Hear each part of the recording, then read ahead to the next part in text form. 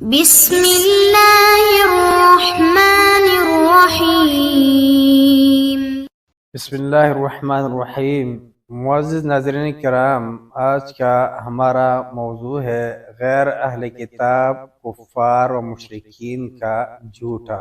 جہاں تک غیر اہل کتاب کفار و مشرکین کے جھوٹے کا تعلق ہے تو اسے بھی جائز قرار دیا گیا ہے، کیونکہ صحیح بخاری و مسلم سمیت دیگر کتب حدیث میں یہ واقعہ مذکور ہے کہ نبی اکرم صلی اللہ علیہ وسلم اور آپ صلی اللہ علیہ وسلم کے صحابہ رضی اللہ عنہم نے ایک مشرک عورت کے مشکیزے سے وضو فرمایا تھا۔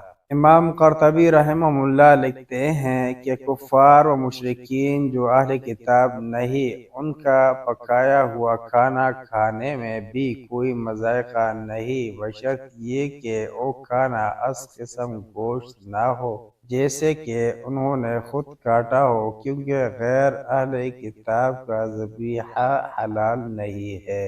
دوسرے عام کھانے کے پاک و حلال ہونے پر اکثر علماء کا اتفاق ہے، بشرط یہ کہ وہ کسی حرام چیز پر مشتمل نہ ہو اور جس برتن میں اسے پکایا اور رکھا گیا ہو وہ بھی ظاہری نجاست سے پاک ہو۔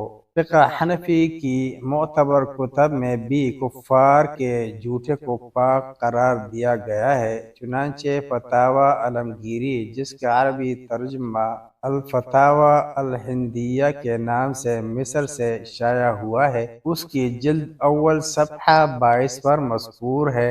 بنی آدم کا جھوٹا پاک ہے اور اس حکم میں جنبی، مرد زن اور حیض و نفاس والی عورتیں اور کافر سب شامل ہیں۔ در مختار میں ہے، بنی آدم کا جھوٹا مطلقاً پاک ہے، چاہے وہ جنبی ہو یا کافر۔